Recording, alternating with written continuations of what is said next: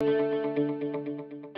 there are two components to well-being, and that is, we describe those as feeling good and functioning well. So you need to be able to feel good, but that isn't sufficient for well-being. It's actually broader than that. And by that we mean the functioning well bit is about how we manage to show up in our daily lives.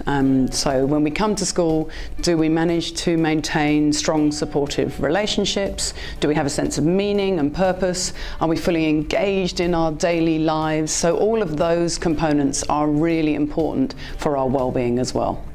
So we know it's multi-dimensional.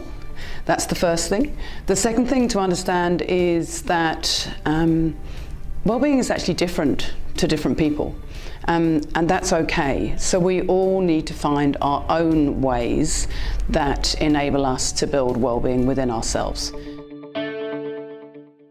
There seems to be a great understanding and awareness now of the need to look after student and staff and whole community well-being within our school environment. So the readiness, the willingness, the desire is definitely there and very genuine from schools.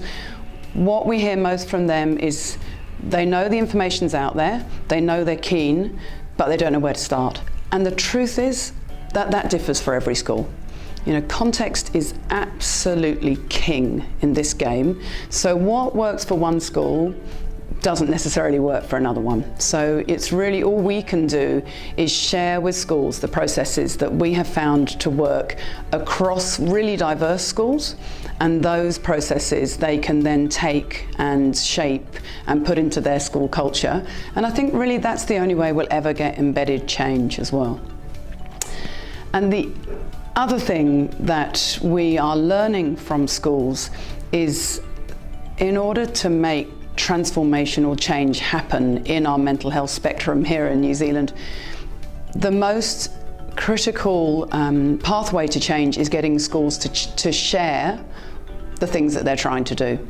And in the community of practice here in Christchurch, once that group of people had actually created sufficient trust to really openly share what they were doing, what they tried, what had backfired and what they were struggling with, I think that's when we really started to see a regional shift and regional traction, that actually between all of these schools, if they're really open to sharing and being that bit vulnerable of saying, we're not sure if this bit's going to work, but we're going to try that, that has made, that will make all the difference. So I think it's really important for schools to have a forum for sharing. So very often when schools, sometimes, you know, schools feel so desperate to find a solution to their student well-being problems and challenges that they might try and buy in a curriculum, an overseas curriculum, or some kind of new handbook on what how you teach well-being in your schools. And actually we have amazing resources here in New Zealand anyway in our health and PE curriculum.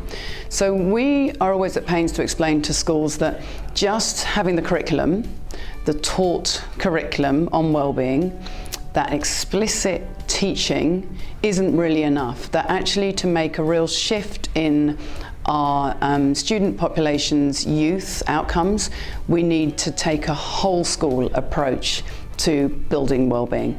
And so it's not enough to think about just the explicit taught curriculum. You also have to think about the implicit, what we call the caught curriculum. You know, how your everyday connections with students and teachers, how they have an impact on well-being. And so you can think of just that explicit well-being curriculum as a really important part in your overall well-being plan.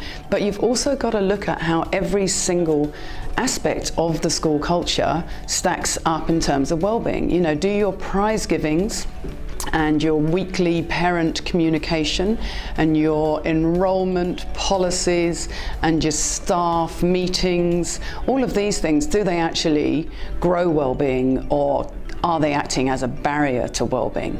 So I think it's really what we're trying to do with this whole school well-being approach is take a systems approach and get educators and whānau to realise that we really need to look at the whole system rather than just one small part of it.